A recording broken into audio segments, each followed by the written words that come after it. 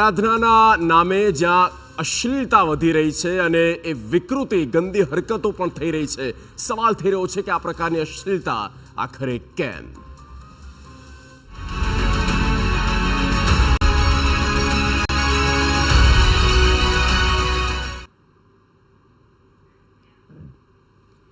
માતાજીની આરાધનાનો આ પાવન તહેવાર, નવરાત્રિના પવિત્ર પર્વમાં જ્યાં ભક્તિ, શ્રદ્ધા અને સંસ્કૃતિ ઝળહળવી જોઈએ, ત્યાં હવે અશ્લીલતા ફેલાતી દેખાઈ રહી છે.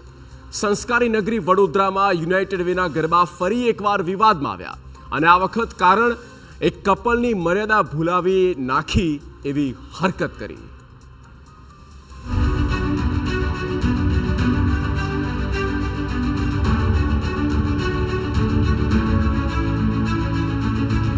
આ ગઈકાલની ઘટના છે જેની નોંધ લેવામાં આવી છે અને તેની પર એક્શન લેવામાં આવે એ પહેલા તો બીજી તસવીરો સામે આવી.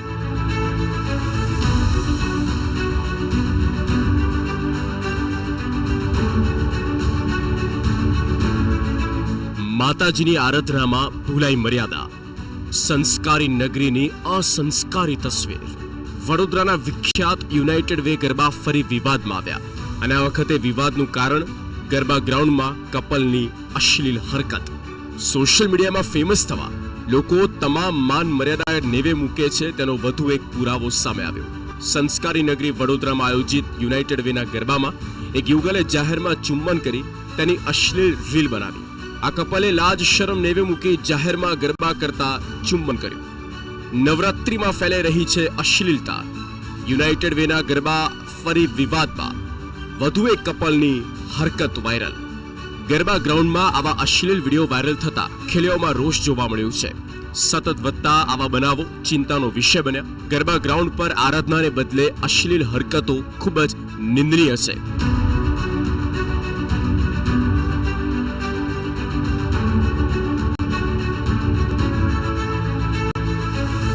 તો યુનાઇટેડ વેના ગરબા ફરી વિવાદમાં આ રીતે આવ્યા. એનઆરઆઈ કપલ બાદ આ બીજો વિડીયો, જ્યાં વધુ એક કપલનો અશ્લીલ વિડીયો વાયરલ થયો. વિલ્સન સોલંકીનો પત્ની સાથેનો અશ્લીલ વિડીયો સામે આવ્યો. વિલ્સન સોલંકી પૂર્વ ભાજપ કાર્યકર હતો. બીજી બાજુ ગરબા ગ્રાઉન્ડમાં આવા અશ્લીલ વિડીયો વાયરલ થતા ખેલૈયાઓમાં ભારે રોષ જોવા મળ્યો. સતત વધતા આવા બનાવો એ ચિંતાનો વિષય છે.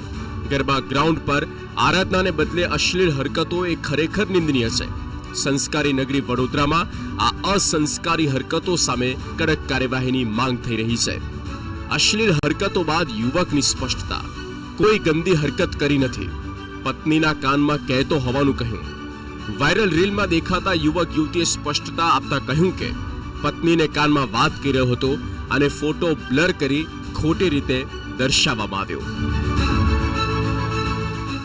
4 દિવસ પહેલાંનો અમારી એક પોસ્ટ હતી જેની અંદર લાઉડ સ્પીકર વાગી રહ્યું, એટલે મારી વાઈફના કાનમાં હું કંઈક વાત કરતો હતો અને એ ફોટો રેન્ડમ ક્લિક કર્યો હતો અને એ ફોટાને બ્લર કરી અલગ એંગલથી જોવામાં આવી રહ્યું છે, જેનો અમે સખત ઇનકાર કરે છે કે અમે કોઈ હરકત અશ્લીલ કરી નથી. પણ તેમ છતાં મારા વડોદરાના વાસીઓને, જો આસ્થાનું કેન્દ્ર છે, ત્યાં આસ્થા જ્યારે મા દુર્ગાની પૂજા જે જગ્યાએ થઈ રહી હોય, મા અંબાની આરતી આરાધના થઈ રહી હોય, એ ગ્રાઉન્ડની ઉપર જ્યારે અમે લોકો વાત કરતા હોય ને એવો કોઈ ફોટો જો વાયરલ થયો અને એની અંદર ફ્રેન્ડ્સ ફોલોઈંગ છે અમારું અને એ લોકોને કંઈક લાગણી દુભાઈ હોય તો હું અને મારા ધર્મપત્ની બંને માફી માંગીએ છીએ.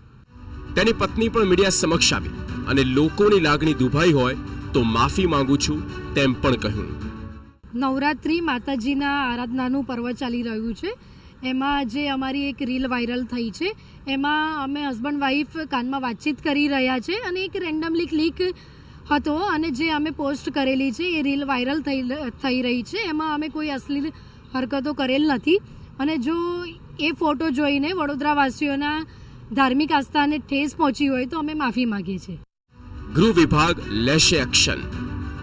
ગરબા મહોત્સવમાં અશ્લીલતા મુદ્દે ગૃહ રાજ્ય પ્રધાન હર્ષ સંઘવીએ કડક નિવેદન આપ્યું. તેમણે કહ્યું કે ગરબામાં કોઈ પણ પ્રકારની અશ્લીલ હરકતો સહન નહીં કરવામાં આવે.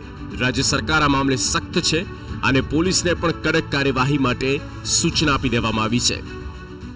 માં અંબાની ભક્તિ દરમિયાન આ પ્રકારની કોઈ બી હરકત ચલાવી લેવામાં ના જ આવવી જોઈએ અને નહીં જ આવશે.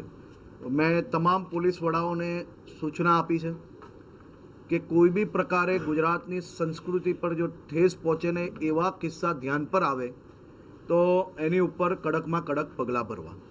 માતાજીના ચરણોમાં જ્યારે લોકોનું માથું નમે છે ત્યારે જ કેટલાક લોકો લાજ શરમ નેવે મૂકી જાહેરમાં આ અશ્લીલ હરકતો કરે છે. આ માત્ર અસંસ્કારી હરકત નથી, પરંતુ માતાજીની આરાધનાને કલંકિત કરનારી ઘટના છે. ત્યારે સવાલ થઈ રહ્યા છે કે લોકો કેમ ભૂલી રહ્યા છે તેમની મર્યાદા? માતાજીની આરાધનામાં આવી હરકતો કેમ? સંસ્કૃતિ અને પરંપરા લોકો કેમ ભૂલ્યા? આયોજકો અને મેનેજમેન્ટ કેમ નિષ્ક્રિય? ગરબાની પવિત્રતા બગાડનાર શખ્સ કોણ? આ રોકવા ક્યારે લેવાશે કડક પગલાં? શું સોશિયલ મીડિયામાં ચમકવા આવું કર્યું? અને સૌથી મોટો સવાલ, શું નવરાત્રીનો મહિમા નામ પૂરતો રહી જશે? સમાજમાં દરેક સ્તરે જાગૃતિ લાવવી પડશે. પાશ્ચાત્ય સંસ્કૃતિના અનુકરણમાં સંસ્કૃતિનો નાશ થાય તેવું કદી કબૂલ નથી, કે તેવું માન્ય નથી. આ ઘટના અંગે સંચાલકોને વિનંતી કરું કે યોગ્ય પગલાં લઈ કડક હાથે કાર્યવાહી લે અને આવું ન થાય ફરી તે બાબતે તકેદારી રાખે. આ સવાલો થવા સ્વાભાવિક છે. હિન્દુ ધર્મ, નવરાત્રીનું મહત્વ, ગરબાની પવિત્રતા, આ બધાને ઠેસ પહોંચાડનાર સામે હવે કેવા પગલાં લેવામાં આવે છે? અને શું કોઈ દાખલો બેસાડવામાં આવશે કે ભવિષ્યમાં આ પ્રકારની કોઈ હરકતો કરવાની હિંમત પણ ના કરે?